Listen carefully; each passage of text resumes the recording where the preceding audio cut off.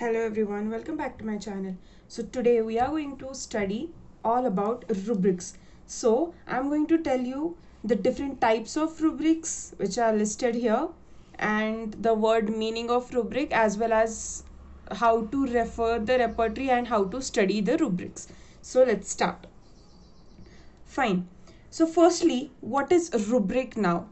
Rubric means it is a repertorial language. What exactly it means? Okay.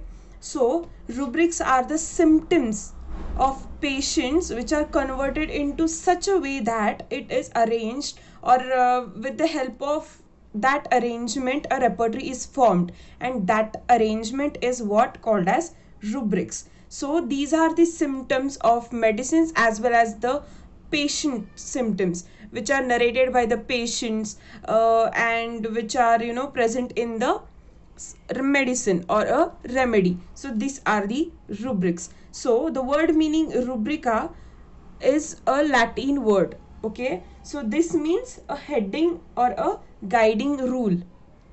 A heading, a title or a guiding rule. We always see the newspaper, there is a headlines. So this is what the rubric. Okay, headlines of the repertory. Fine. So there are 7 types of rubrics and many more are there, but we have this much in our syllabus.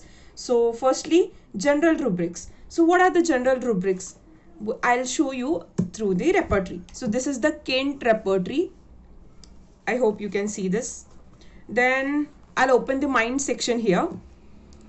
This black handwriting or a black color bold handwriting is what the general rubric is. So mind answers, this is the rubric, this is the main rubric or a general rubric. Fine. So this gives the idea, this is the main rubric or this gives the idea of the symptom which is narrated by the patient. So this is the main rubric or a general rubric. Then sub rubric. What is sub rubric now? It is a heading or it is the next to the general rubric. See, if this is a general rubric or this is the main rubric, that is answers, comma, aversion to. So this aversion to will be the sub rubric, and in front of that there are many remedies. This is 3 mark remedies which are written in black, and italic are 2 mark, and like Roman we say it is 1 mark remedy. Now this answers is a general rubric, aversion to will be the sub rubric, and for this rubric there is sub rubric which is answers aversion to in morning. So this is sub rubric. Loquacious at other times, this is also sub rubric of answers aversion to. If we have rubrics, then just rubric we'll say, and if we have sub rubric then we will say sub rubrics, and if we will have sub rubrics to the sub rubric then we will say sub rubric. Fine. This means this morning. Okay. Now next we'll see the similar rubric. Now similar rubric means the rubric which has a similar meaning but it can have a different word, used a different word for that. That is similar rubric. I will read out the definition for you guys. So the definition is, similar rubrics are the rubrics which have the similar meaning. By knowing the similar rubrics, the conversion of a patient language or a symptom becomes very easy. It gives the correct choice to the physician while converting symptoms into rubrics. So these are the similar rubrics. Nextly, particular rubric. Now what is particular rubric? Particular rubric are the rubric which is given particular to the organ or a particular to the part, like this eye. Okay, we'll go to the eye groove. Now here eye, this has a particular rubrics for eye, like blinking, blotted, then blueness of eyes, then boil, cancer of eye, then so many eruptions, everything related to eye. Now we'll go to ears, everything related to the ears, boring, then carie is there, catarrh is there, child blends are there. So these are the particular rubrics related to that particular organ or related to that particular part. Okay, so these are the particular rubrics. Now what is pathological rubric? Now pathological rubrics are the rubrics which are giving the exact pathological condition or a pathological disease terminology. It shows a disease terminology. So we'll go to skin now. In skin we can see burns. So burns are there. Then we can see eruptions. This is giving some kind of pathological condition. Or ulcers are there, tumors are there. See, then there are swelling is there present.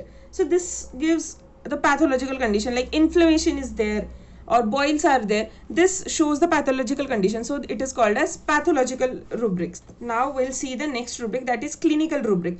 Now clinical rubric means it gives the idea of a clinical condition or gives the disease condition rubric, we can say. Okay, so what are the disease condition rubrics? Like there is pneumonia present, then there will be asthma present, jaundice present.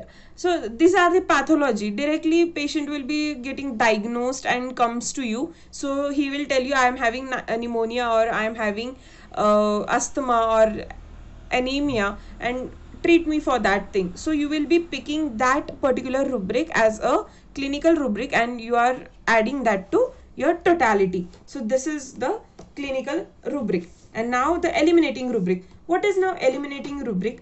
If we have we got 7 or 10 totality, okay, in a case, then if there are more of general symptoms and which are very not very characteristic, common general symptoms are there, then we can eliminate those rubrics in. But when we can eliminate this kind of rubrics are when we'll form the totality of a case. After the evaluation of a case, we'll form a totality, and in that totality we'll be considering those general common rubrics too, but we'll eliminate it in a repertorial totality. Why it is so? Because those are common symptoms, and by the elimination of those kinds of rubric, we can get help to find the simillimum, a perfect simillimum to that particular case. So these are the eliminating rubrics, which is helpful for the finding out the simillimum of a case.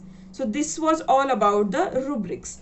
And finally the question comes, how to study the rubrics. Now I have this to show you. Now see, I hope you can see.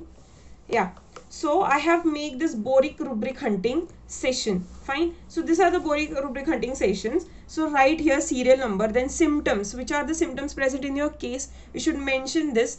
Then the chapter you should mention, from which chapter this symptom belongs to. Then rubric, what is the symptom is about it, and it is given in the rubric form in which in that particular repertory. So we're going to write this, and in sub rubric, what is the sub rubric of that particular symptom and what is the page number. So what is this going to do?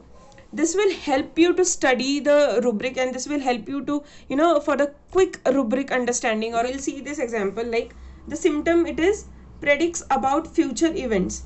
Now it is given in a mind chapter. This is from a boric repertory. Okay, so it is given in a mind chapter.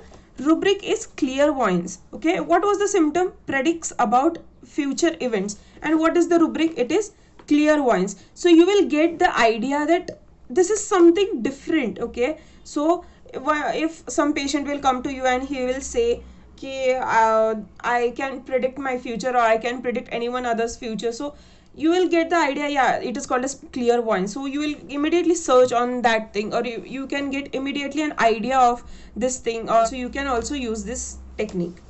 Fine.